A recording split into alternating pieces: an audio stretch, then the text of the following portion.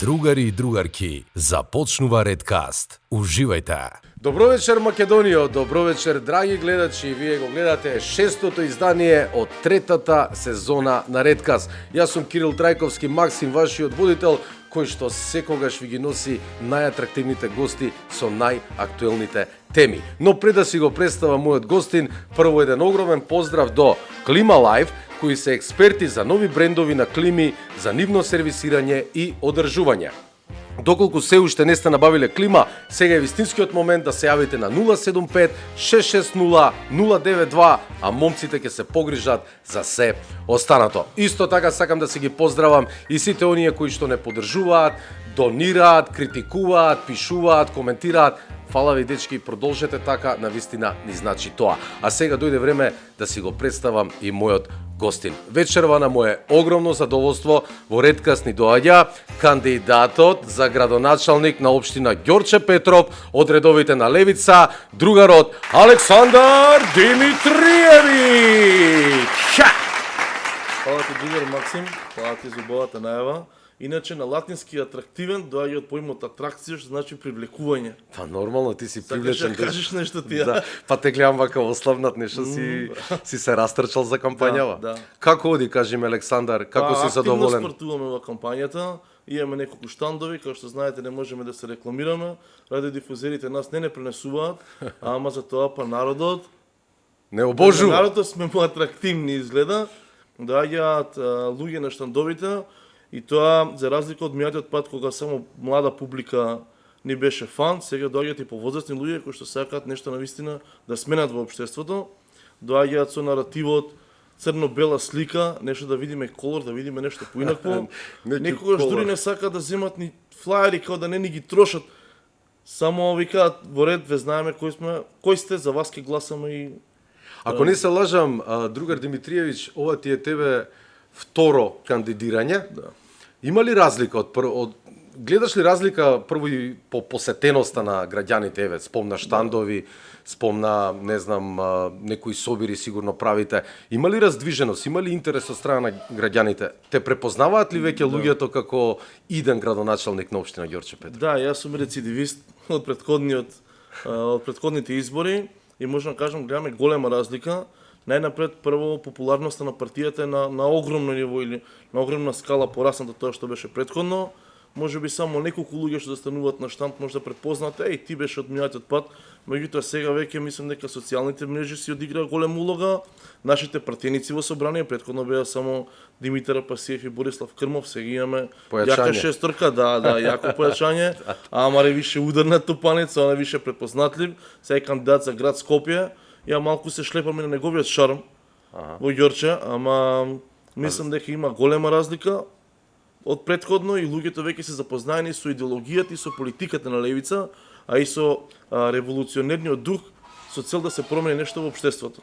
Кажи ми, еве, кога сме веќе кај штандовите, што правите? Која е поентата на штандовите? Доаѓаат луѓе и вие ги запознавате, претпоставувам, со програмата на Левица. Нешто друго се случува ли? Прашуваат ли? Кои се најчестите прашања на граѓаните? Па штанд знаете како изгледа, како некој пулт со материјали. Од материјали ги имаме нормално предната слика за да се запознаат кој сум јас, кој е Амар, и од задната страна на флаерот имаме ударни програми. Так. Заедно со весникот кој што го штампаме, ние сме ипак робови на традиционализмот, па наместо социјални мрежи им даваме на луѓето вестници и да прочитаат.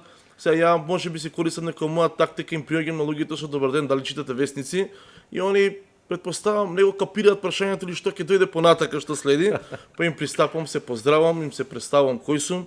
Так. Со што работам, природен каде си живеам со во нив, Ѓорче, искрен си, тоа е многу важно. Гледам да бидеш се народен сретнам човек, според мене, не да. знам се, да не бидеш некој суетен као. Па мора да не бидеш народен човек ако сакаш да бидеш народен представник во општината. Дефинитивно. Не можеш ти да не ги знаеш проблемите на граѓаните и на народот, а да сакаш да го представуваш народот. Нели, градоначалникот на некој начин представува адвокат на граѓаните во општината. Луѓето се жалат на секакви проблеми, а ти треба да најдеш начин да им ги решиш. Ма гледаш како си ги сполуработиве. Сега кандидат за градоначалник, а во приватниот живот професијата е адвокат. Да, тоа што ги познам законите, многу ми помага сега во делот на правна легислатива и толкување на законите, затоа што проблемите на граѓаните повеќето се поврзани и со инфраструктурни проблеми или со правни проблеми и сега градоначалникот мора да најде решение и за едните и за другите. Апсолутно. Ајде сега да почнеме од суштината. Значи, какво е Ѓорче Петров денес и што според вас најмногу недостасува во општината, кои се најголемите грешки на досегашните градоначалници што доведоа граѓаните да се чувствуваат запоставени? Конкретно ќе ти одговорам, Ѓорче Петров е исто како пред 30 години, само позапуштено и повалкано. Борбата е измеѓу централна и, мислам, измеѓу локалната власт во Ѓорче Петров и град Скопје, очигледно ја чувствуваат сите граѓани. Градоначалниците се апсолвираат од надлежноста дека тие улици биле на град Скопје, а не биле на Ѓорче Петров, меѓутоа еднаш ка кажав, ќе повторам и сега, ако улиците се на град Скопје, жителите се на Ѓорче Петров. Прав е вистински градоначалник, мора да најде решение за граѓаните. Не може да се апсолвира или да ја одзима својата надлежност само затоа што улиците се во надлежност на град Скопје. Значи, вистински градоначалник мора да најде соработка со сите останати институции, се во корист на граѓаните. Така. Градоначалникот треба да биде работник, воркохолик, но и визионер. Работник да ги среди сите најситни проблеми на граѓаните, меѓутоа и визионер да предвиди како општината би се развивала во иднина. Ние во Ѓорче Петров имаме среќа да општината има голема територија, па имаме и екстра урбанизиран дел, меѓутоа имаме дел кој што може да се развива, а за тоа треба да има планска диагноза, архитектонски план, на кој што ние ќе ги поставиме темелите за новите населби во Ѓорче. Така, што според тебе најмногу недостасува прво нешто на Ѓорче? Што е најлошо? Градоначалник? Нели? Не, мислам нешто за сообраќајен хаос, паркинзи, не знам, депонии, знам дека имате таму, што друго би кажал? Па кога Ѓорче ќе добие добар градоначалник, после тоа ќе добие заедно со градоначалник и менаџер кој што ќе може да ги менаџира сите сектори. Во општина Ѓорче Петров има вработени кои што се со стручна подготовка и знаат да ги решат проблемите. Јас можам само да нагодувам или да погодувам каде би требало да се изгради кружен текст според потребите на граѓаните, меѓутоа ако дојде сообраќајен инженер, точно ќе каже каде треба да се изгради кружен текст. Значи ја како кандидат за градоначалник можам да ветам мораториум за изградба на нови згради, пример во Хром. Во Хром не сме да има нови згради. За сметка на тоа може да ветам дека ќе се развива општината према Волково, према Ново село или места каде што има слободни парцели. Меѓутоа зашто реков градоначалникот треба да биде визионер. Пред да се развива општината во тој сегмент, градоначалникот треба исто да го предвиди, да постави инфраструктура, на луѓето да им постави улици и канализации и тогаш да дозволи да се изградат таму згради или други. Ајде, кога сме кај улиците Александар, Ѓорче Петров се соочува со недоволно уредена инфраструктура и постојан метеж во сообраќајот, особено кон излезот на Скопје. Кои се вашите конкретни решенија за модернизација на патната мрежа и јавниот превоз? Па може конкретно ја да ви одговорам и со мерки дел од програмата што ни се. Пример за во Хром, каде што сум ја жител, таму мора да има еден кружен тек на улицата Васил Чакаларов и на Ангел Динев. Понатака, луѓето се жалат дека улицата Веле Марков има статус собирна улица, тоа ќе треба да се смени. И ако се запознаени со територијата на Ѓорче Петров, има една стара фабрика за Купром се вика таа, и таа има нерешен правен статус. Тоа е таму се запуштено, баш да, бевме сега меѓутоа, нешто таму. Купром може, ако се договориме со собствениците, да ни дозволат на делче од фабриката да ни отстапат на општината за да се пробие таму улица и граѓаните многу лесно ќе можат да излезат од Хром, пошто ние сега навистина имаме проблем да излеземе од Хром и на двата излези, или кај улицата Васил Чакаларов или кај СП Планет од Сабајле нонстоп хаос, плюс дозволија во Хром да има училиште и градинка, а при тоа без никаква инфраструктура или гаража, каде што луѓето ќе можат да застанат и луѓето ги остават возилата на улица, за да ги остават дечињата и понатака продолжуваат на работа. И знаете што се случува од Сабајле. Граѓаните често се жалат на нечистотија, лошо одржување на зелените површини и неефикасност на комуналните служби. Како ќе ја организирате работата на општината за да се воведе ред и отчетност во секојдневните услуги? Па за отчетност ние прво планираме да се снимаат седниците. Тоа што не беше пракса претходно, за граѓаните да го слушнат секој искажан збор на градоначалникот и да ги видат сите одлуки на советниците кои што гласале, а се воштетели во корист на граѓаните и влијат на нивната иднина. Така граѓаните активно учествуваат во политиката, не само на денот на гласањето кога ќе го дадат својот глас, туку ги следат седниците така можат да даваат предлози или да даваат критики. Так. Понатака, согласно Закон за локална самоуправа, самата општина може да си основа јавни предпријатија, наречени општински служби. Јас би сакал и планираме со програмата да основаме наше општинско јавно предпријатие, да обезбедиме камиони за смет, да обезбедиме наши вработени и да не зависиме од градските јавни предпријатија, туку ние сами да го собираме сметот и да го депонираме во ЈП Дрисла. Нормално ќе олесниме на комунална хигиена, да може полесно се справува со другите депонии, а ние ќе имаме чиста општина. Со тоа што ќе набавиме механизација, која што ќе биде по пазарна цена, а не нам пазарна цена како што прават до сега, и механизација која што ќе остане во сопственост на општината Ѓорче Петров за сите идни генерации поколенија. Спомна депонии. Кога сме кај нив, кажи ми, колку диви депонии има во Ѓорче? Имаш ли лоцирано нешто? Многу има диви депонии во Ѓорче, некои се од помал размер, некои се од поголем размер. Најчесто депониите се создаваат во места кои што не се населени и каде што нема некоја инфраструктура, пример поставени улици, бекатони. Конкретно на нашиот популарен насип, ние што го велиме, тоа е кеот на реката Вардар, кој што не е, па од Хром до Састав има неколку диви депонии. Луѓето си депонираат отпад, односно си го чистат ѓубрето од дома и на Састав можеш да видиш од покукнина до бела техника, цигли, градежни материјали, точно.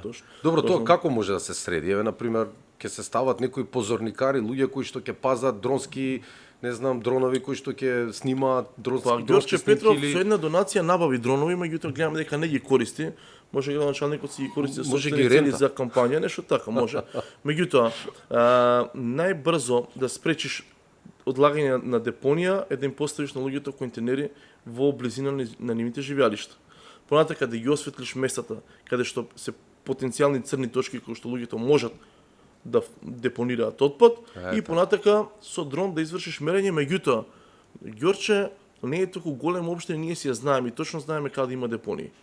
И тоа треба една акција за неколку недели да ги ичистат сите депонии, особено тие што се, како што кажав, градежен шут, не знам, покукне нешто така, тоа не ја загадува почвата, не ја контаминира на тој степен да треба да доаѓаат експерти за животна средина, туку тоа се качува во камион, се рамни местото и може да градиш било што таму. И после на тоа место се става, точно, тоа место мора да го оплемениш со некаква си содржина за луѓето да им бидем срам да фрлат пак таму.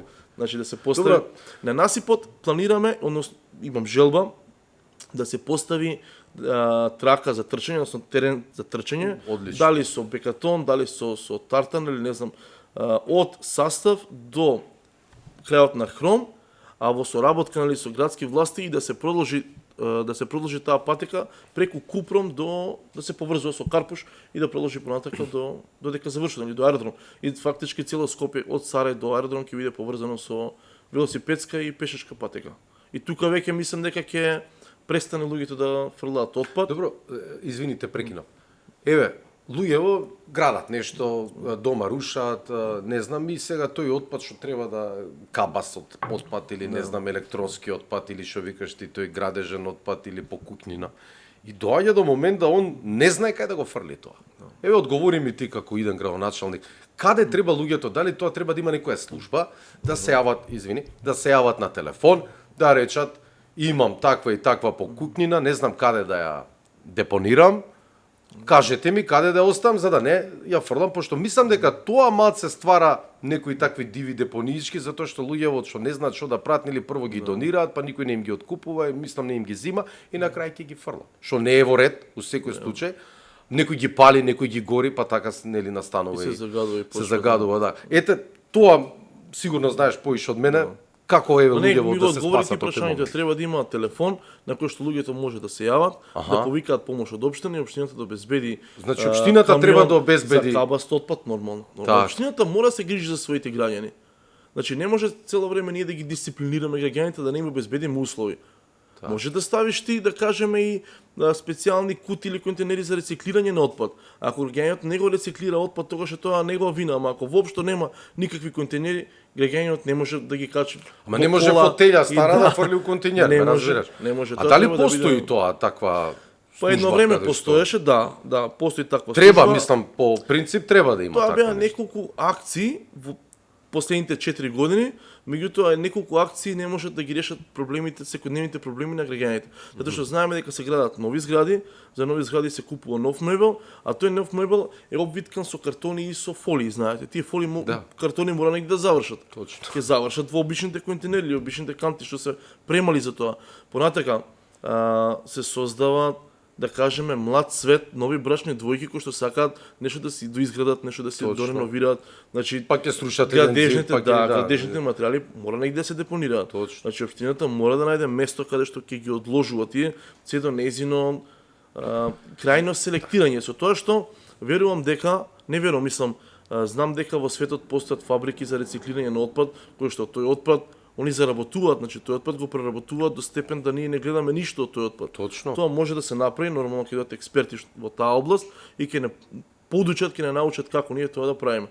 Општина Ѓорче Петров има територија каде што може да изградиме неколку такви фабрики. Има и тоа бајаги. И ние може тој отпад да го рециклираме. Одлично решение, Александар. Се надевам дека ќе го направиш тоа кога ќе станеш градоначелник. Најувам за тебе.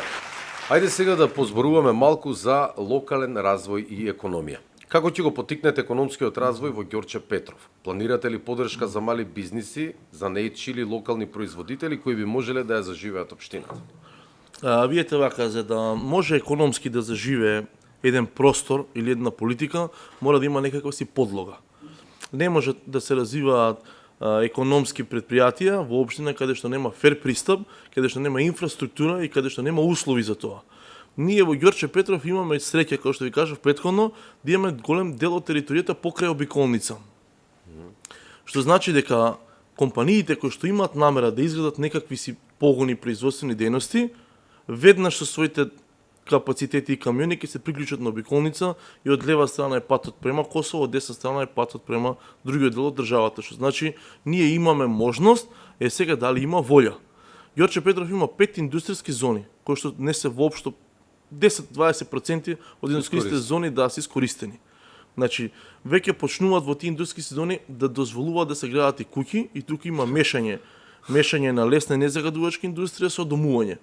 И сега, улиците кои што се направени за куќите имаат потенцијално одредена моќност, односно да издржат товар, меѓутоа не се наменети за товарни возила.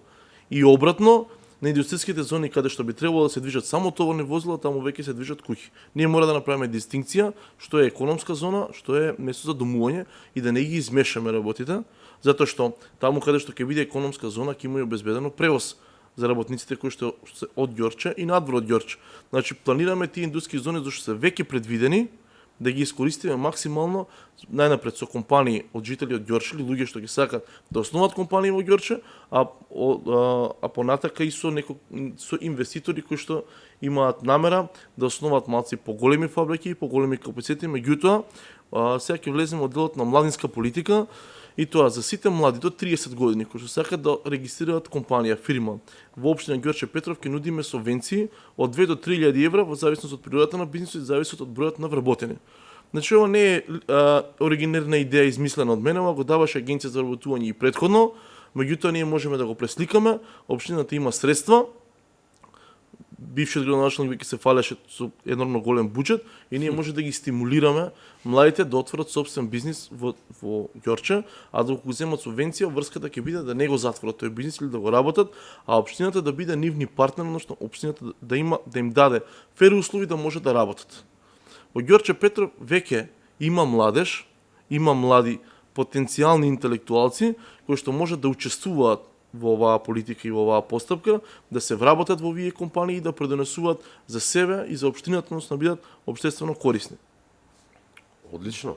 Добра идеја. Само мислам дека 2-3.000 евра се малце. Па добро, за почеток се. Повеќе од тоа? Па да.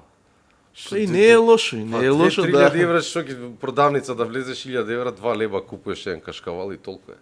Имаше мислам еден спот за тоа што би направил со толку пари. Нема парата вредност више, ако си на сплав во Београд, да, може да не ти стигне. Океј, се враќаме сега. Во агенција, само да дополнам, во агенција за вработување, овакви субвенции се даваа за репроматеријали во смисла. Ако имаш идеја за отварање некој собствен бизнис, тогаш со тие парични средства ќе купиш репроматеријали, ќе донесеш профактури па агенцијата во случај во општината ќе ги плати. Па сега таа почетна идеја може да биде потик, да кажеме, и овие средства да бидат мал потик за да отворат Почнеш. собствен бизнис. А понатака, Така. нормално ако е добар бизнисот ќе се развие во нешто поголемо, а данокот што ќе го плаќаат фирмите, дел ќе се одвојува нормално и за општината и така општината ќе се финансира.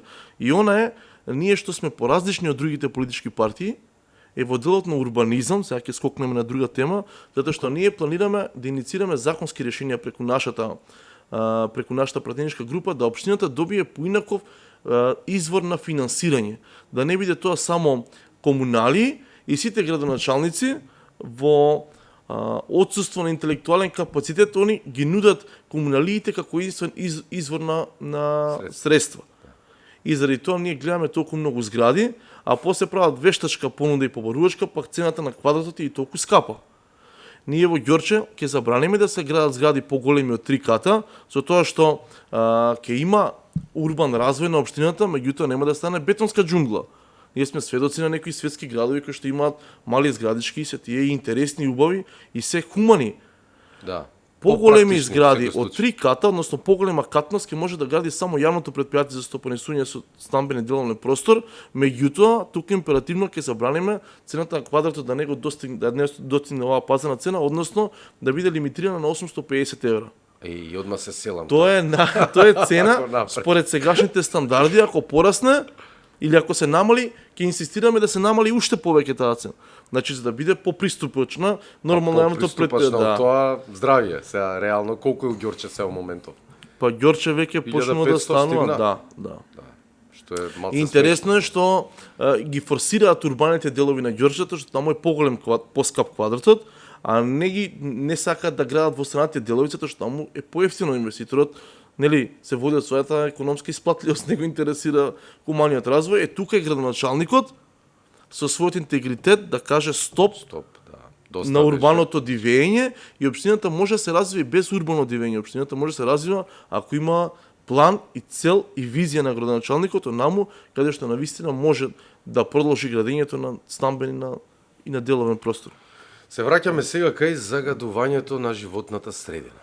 Општината е меѓу најзагадените делови од Скопје, особено во зимскиот период.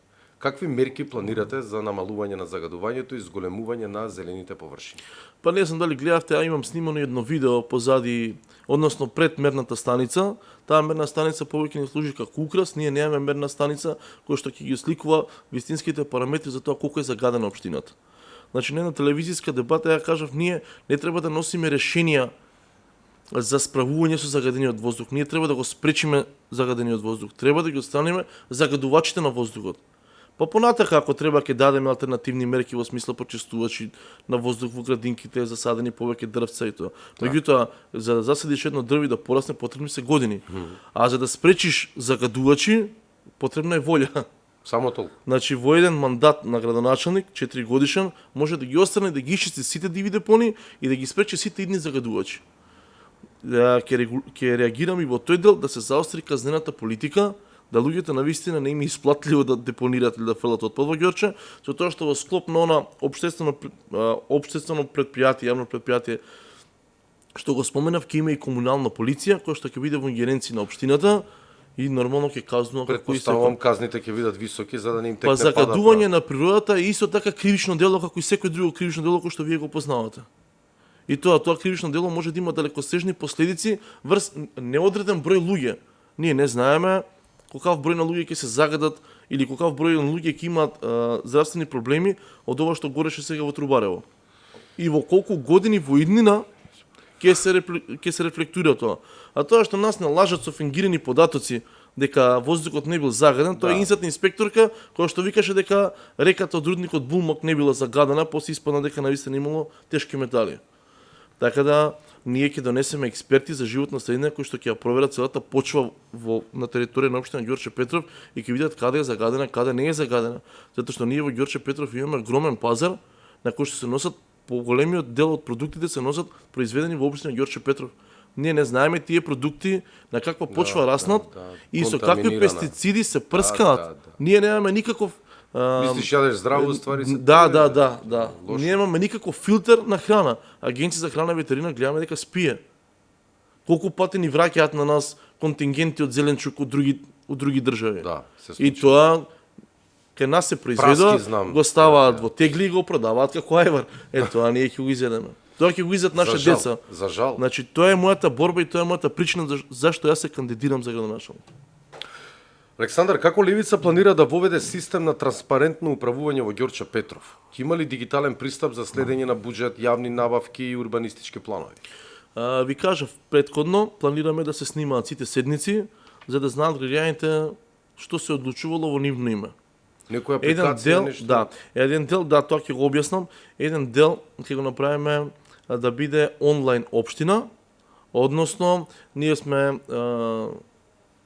дел од современиот свет, дигитален свет, и мислам дека е многу лесно луѓето да имаат апликација општина Ѓорче Петров на кој што ќе може да следат се. Да. Ќе има телефонски броеви, и тоа повеќе, каде што луѓето ќе може да пријавуваат проблеми. Секако вид на проблеми. Дали се расипала сијалица, дали има Шахта потреба некоја да се смени, да разбирам. Сите Клупа инфраструктурни скршена, тие работи. и правни проблеми. Значи не само за тоа. Ќе може да сликаат и ќе може да го закачат како сликичка така, на општината, исто како што прават сите институции. Тоа нема у моментов, нема или Во само моментот фигурира дека не, има во моментот нешто, има само сликички од актуелниот градоначалник кој што си дели пакетчиња и си води кампања. Он користи општински ресурси, се рекламира преку општинската веб страна како он си води кампања. Тоа го прави он, ама за тоа потом од правен аспект ќе го разгледаме, после завршување на кампањата, сега сум зафатен со средби со граѓани. Ке имаме твој административец, знаете, некоја компанија која ќе кликнеме, па ви викаат повели Кирил, што може да направиме за тебе, исто ќе биде со општината и уште една мерка, а тоа е, освен што на иницијатива на Левица им ги обоивме службените возила, да не можат да се шетаат и да прават приватни возила, сега ќе закачиме и GPRS уред, на кој што граѓаните ќе можат во реално време да следат каде се возилата. Вклучително и возилото на градоначалникот. Па да знаат точно дали вработениот си пазари со возилото или негде. Меѓутоа не само за контрола за да знаат каде, туку и ако пријават проблем и ако до општината се најават момент сега доаѓаме да ја посетиме, вие на апликација може да видите како се движи возилото и за колку време би дошло ке вас. Така. Ајде, го немам тоа во прашалникот стајано, ете сега мене ми текна да те прашам. Зашто во Ѓорче нема кино? Или има? Имаше кино. Не, ама сега не работи. Па не работи киното. Зашто нема театар? Нешто? Да се малце, знаеш, одвои од центарот, пошто сите од Ѓорче реално за ноќен живот, за забавен живот, за културен живот одат према центар, така? Па Ѓорче има Зашто да не културна се- декаденција веќе со години. Во Ѓорче не се случува ништо посебно и она го слушам ја како критика на младите, дека на Ѓорче му е потребно нешто за да не излегуваат младите од Ѓорче. Имаш и ли да во одат програмата тоа? тоа стаја? Па го имам ја во глава стајано, тоа беше уште од претходно.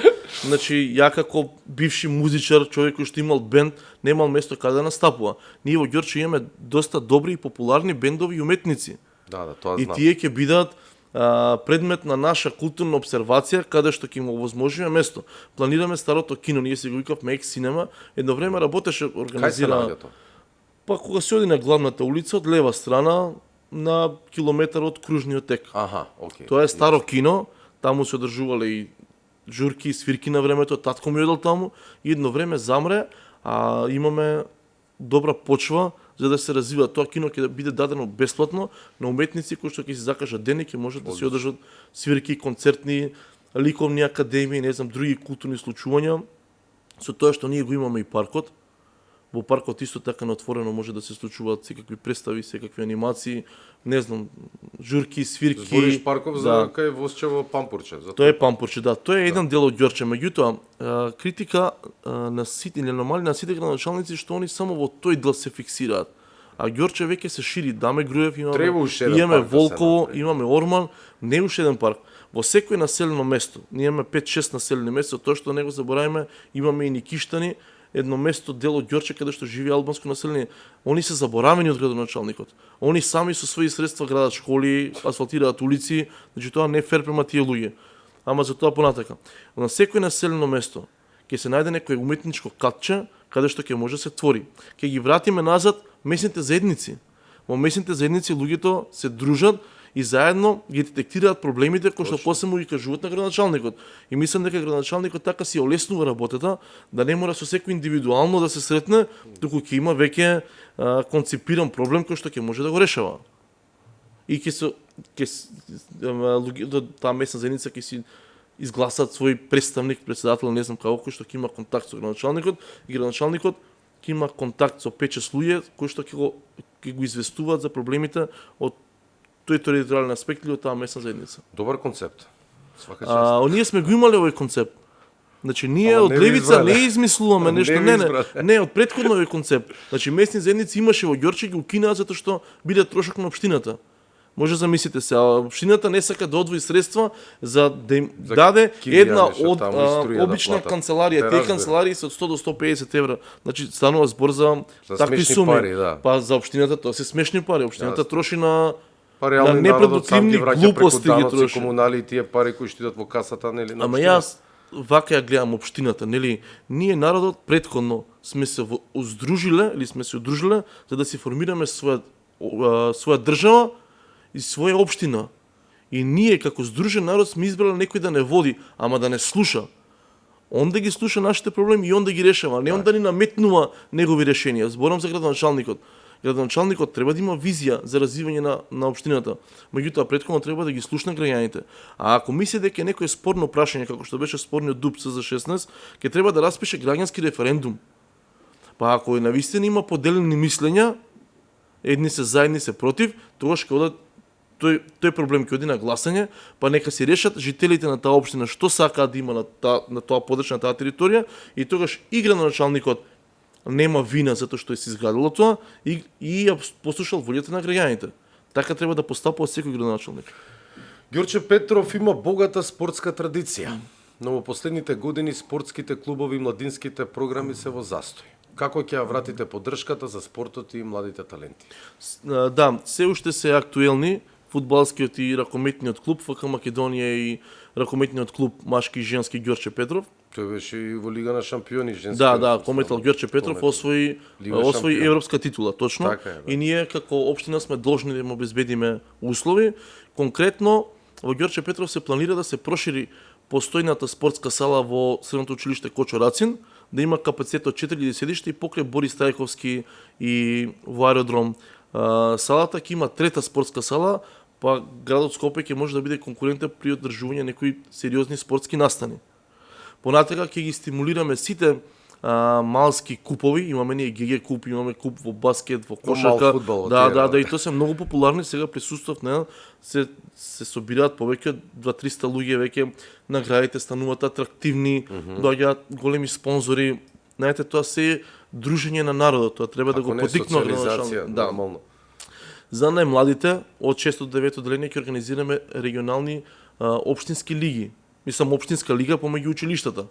Во Тој сите постоеше спортови, наше време, да, постоеше и би сакал секоја школа да има базен, затоа што пливањето е многу убав спорт, пливањето и ватерполо и сите го подзабораваат, меѓутоа Ѓорче Петров имаше многу јак ватерполо клуб. Орки се викаше и сите Ѓорче Петровци тренираа ватерполо. Кај имаше базен постоечки? Не, ние трениравме во Карпуш трениравме, ама Карпуш знаете, една сезона работи, една сезона не работи. Кровот падна. Да, па сега падна кровот, претходно немаше топла вода. Секоја година се случува нешто, циклично функционира базенот, да се јачаат малце. Па мислам дека спартанци станавме.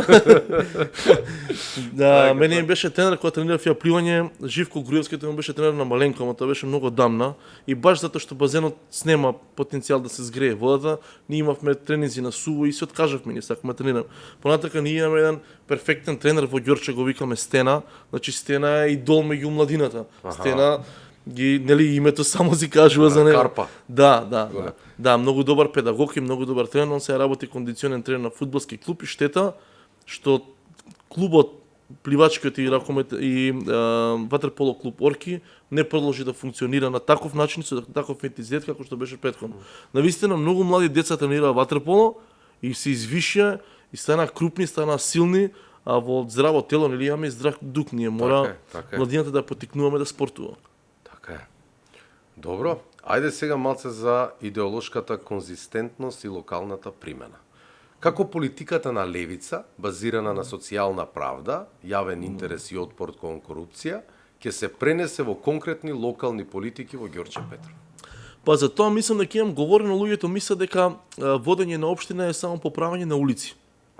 Меѓутоа, навистина општината како локална самоуправа, односно самиот збор кажува, ние го управуваме или сами си ја управуваме општината со мерки како што на нас ни одговараат.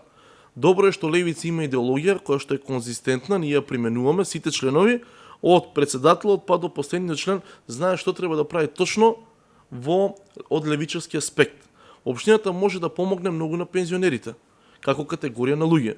Значи може да учествува во средствата за пензиите, може да учествува во пензионерски клубови, а може да учествува и во активности на пензионерите. Понатака може да помогне за најмладите. Значи преку спортот, преку бесплатни градинки, преку бесплатни училишта, преку бесплатни книги, преку бесплатни ранци, преку бесплатен оброк. Значи ние се залагаме за тоа општината на вистина да овозможи се да биде бесплатно за учениците. Так. Тоа сме го видели и порано преку примери кога планета Земја и не била толку богата како што е сега. Денеска ние им наплатуваме на децата 1500 денари за градинка. А тоа е нешто основно што треба да го добие секој граѓанин. Бесплатно. Правото, да, и правото да има градинка. Ние немаме градинки. Нема, да. 853 деца се на листа за чекање, родителите се приморени да ги Кој фател запишуваат. врски фател, кој не? Само со врски може да запишува градинка. Мене прошли ма пат ми се сегде е најде така. игра началникот као зашто збориш вака, затоа што сите е знаеме, вистината. тоа е вистината, да, да. Дури ние и за школа, и школите се задолжителни, па некако мора да најдат капацитети. Меѓутоа, за училиштата и за градинките мора да бидат бесплатни. Сите работи поврзани со образованието и при тоа да имаме соодветно образование. Ние мора да имаме обука на професорите, затоа што за жал критериумот за да се стане професор и за да се едуцираат децата е многу намален од претходно како ние што имавме. Верувам дека и ти во твојата учителка гледаше мајка, педагог, така, да. така. Идол. Денеска, на жалост, вработените во училиштата се робови на уценетата политика на власта, затоа што они ги држат со договор на дело што е незаконски. Значи единствено во јавниот сектор може да постои договор на дело и само чекаат следни избори, односно изборни процеси, како им ветуваат да ги вработуваат. Сега ја како адвокат кој што се занимава со оваа проблематика, јас сум и координатор баш на тој сектор во Левица, до мене стигаат информации, односно тоа се жалби на одредени граѓани кои што се уценети и мораат да гласаат, мислам мораат, да, не ќе цитирам, мораат. да истрчаме кампањава, па ќе ми дадат решение. Тоа е проблемот, општината може и тука да влие, тоа е исто левичарска идеологија, да не прво, ние по програмата и предвидовме да нема договори на определено време. Мора си да договори да бидат на неопределено време со пробен период. Зборам за приватниот сектор, за јавниот сектор више се знае, ако ти имаш квалификации за да работиш негователка во градинка или учителка во школа, ти мора да се вработиш, не може да остане тој работник на улица. Тие работници што не се вработени, сега знаеш че кај се. Да беше така со глумците исто. Имаш квалификации. Вас ве мерат по други критериуми, да. И зависи во кој жан сега се пробуваш. Порано било така време Југославија, завршуваш на ФДУ или од Белград дојдеш или од Софија, небитно, одма ти даваат место. За сите професии било така, памтам татко ми кажуваше, ќе завршат 80 пример правници на факултет и ќе се јави, нели ЦК била партија која што раководила све, ќе се јави за 80 правници мора да најдеш работни места. И ќе ги сместиш негде ќе најдеш. И ние имавме тогаш толку администрација, а сепак се работеше и имаше пари за сите и платите беа доволни за од неколку плати да можеш да купиш возило. Апсолутно. Тој систем ни фали многу. За младинските политики исто кажав, исто тука може да се реагира социјално, затоа што имаме една мерка на која што јас сум посебно горд и јас лично ќе учествувам во таа мерка е во новата општинска зграда, тоа е еден убав трговски центар, нели, да има место каде што ќе се формира една организација или еден помал центар во кој што ќе им се даваат бесплатни советувања на лицата кои што имаат потешкоти да најдат работа.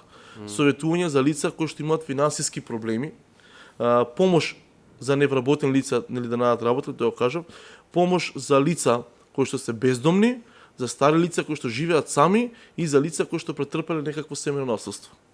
Значи тука ќе работат социолози, ќе работат педагози и јас ќе бидам постојано присутен таму затоа што Секојаш. затоа што ми е мерак ја тоа да го Да, работам, да. особено за децата што ги гледаме дека Алтруист си, сакаш да помагаш. па факт. за тоа вајде и сум се вклучил во политика. Мене ми е многу жалко ги гледам оние дечиња што просат на улица. Значи мора да има за нив некакво згрижување. Да, дефинитивно. Тоа ќе биде тешко, ама мора од некаде Или да почне. некои занимливости Не да може им се полицијата дадат, да не- дига раце од тоа, вика ова не е наша надлежност, иако за пуштање малолетник е кривично дело, исто питачење е исто прекршок. Социјалните служби викаат немаме ние капацитети за таква работа, со тоа што е старата општинска зграда, па градоначалникот ја даде за некои негови лични пријатели, не знам кои се тие конекции, да со некои клубови странски, таа мора да се земе и да се направи или градинка, или некаков си центар, како што го споменав. Со тоа што имам и една интересна идеја која што ја дадоа идните советници во Ѓорче, а тоа е, сега ќе кажам колку за училишта, па вие ако ги познавате, окей, да училиштето Димитар Поп Ѓоргиев Беровски и неговата поддршна единица во Хром, каде што сега се ствара гужва, се префрлат во просториите на ДСУ Кочорацин, средното училиште, а средниците од Кочорацин да се префрлат во основното училиште Димитар Поп Ѓоргиев Беровски во Ѓорче на кај стадионот. Со тоа што подрашниот дел на тоа училиште ќе го направиме градинка. Тоа е веќе спремен простор, да не мора се гради нова градинка, таа ќе искористиме и ќе има две градинки покрај Росица, ќе има уштедни и ќе се зголеми капацитетот. Само ќе треба да му мислиме за паркинг. Ај малку опозит на ова градинки и деца. Што е со гериатрија? Нели беше у Ѓорче таа или не? Да, имаме гериатрија. Имате гериатрија. Имаме Знам дека таму да, е главната, мислам, тоа е државна институција. Да, Ама знам дека има проблеми, не може да се згрижуваат стари лица бидејќи нема капацитет. Ние немаме капацитет за ништо освен за вработување административци. Не знам како им наоѓаат места и столчиња и маси, меѓутоа за се друго што е поврзано со социјална политика, возрастни, млади, стари, нешто што државата треба да го даде како услуга, како реципроцитет на тоа што ние плаќаме даноци при донеси, државата не го нуди. Така. Не е тешко да се изгради една зграда, Мислам дека дом за старци фали. фали дом за Фали, старци. затоа што луѓе гледаш по приватни домови, одат и гледаш што се деси сега пред некој Ако ги ден. отвориме програмите на моите против кандидати, најмалку 5 нови градинки, најмалку 5 нови домови за стари лица се нудат и никој не ги гради, нели сега? Да, невидливи се. Да. Тука се, ама не ги гледаме ние со пантомима, брат, идеш и правиш. Не знам креветите да се поставени хоризонтално или вертикално. Ќе ти покажам. Со пантомима. Океј, Александар, кажи ми твојата визија Ѓорче Петров во 2029 година. Како го гледаш? После мене како градоначалник, Нормално. па Ѓорче Петров ќе добие ново руво. Прво ќе нема незадоволни жители со нерешени инфраструктурни проекти. 21 век е веќе срамота ние да збориме за улици, патишта, канализации, нешто што може теком да се реши.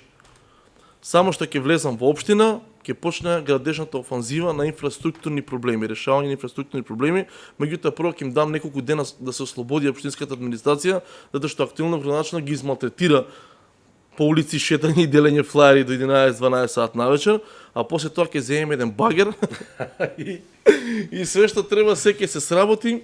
Да до сега имавме контакти со поголем број на жители од одредени улици кои што си платиле, порано се плаќаше по 500 евра или 500 марки беа, не знам како се конвертираше валутата на еден градоначалник од претходно Сокол Митрески, ги чуваат уште луѓето уплатниците каде што платиле приклучок за канализација, таму нема канализација. Да. Тоа планираме да го решиме. Нашиот носител на советничка листа Дејан Димовски е инженер кој што има долгогодишно искуство во водовод и има и светски признати дипломи и тој дел ќе му го оставам на него, ќе му купам гумени чизми како коце што имаш и повели на терен. И за крај, работуваш. Дали се чувствува една убава енергија? Што мислиш? Ќе влезеш ли во втор круг? Па не знам како пренесам, дали ја пренесов Па некој многу си ми менем супер, си ми позитивен Па лик, ја примам јас од луѓето, да нивната аура се пренесува на мене. Осеќам позитивна енергија. Вибрации. Луѓето доаѓаат на штанд, доаѓаат со еден револуционерен дух, затоа што многу сме заспани. Денеска дојде една повозрастна жена и ми вика да ви кажам искрено, кога се појави левица, многу ја мразев, фични ја сакам. Ама сега ја сакам левица и испаѓа дека се што кажа Пасиев беше во право. Значи, тоа се едни од впечатливите работи кои што ми остана, кога луѓето си отвараат душата на штанд. Може замислите, ние имаме штанд поставен на улица, и тоа е, не знам, пола квадрат пластика каде што имаме материјали и луѓето не се срамат и не се плашат да дојдат Так, и да значи искритикуваат, приоѓаат, има приоѓаат. Тоа е многу битно. Вие видите ги нашите Facebook страници, таму се објавени слики и мислам дека е очигледно дека луѓето веќе сакаат да придат, да се го искажат проблемот, ние запишуваме, евидентираме, не мора оваа програма сега што се презентира да биде конечна, таа може да биде поопширна, да се продолжува се во зависност од потребите на граѓаните. Добар градоначелник ќе најде решение за сите проблеми. Александар, ти благодарам многу за ова убаво интервју, беше навистина природен и искрен. Ти посакувам многу успех на овие локални избори и да те видам следен пат во Редкас као градоначелник. Фала ти. А до тогаш писи од нашите чаши од Марче, поздрав Марче, фала ти за овие поклончиња. Тука нема да се одјавиме, само официјално ќе ви кажам чао, а после ова следува едно изненадување од нашиот адвокат и иден градоначелник на Ѓорче Петров, другар од Александар Димитриевич. Уживајте во неговата изведба.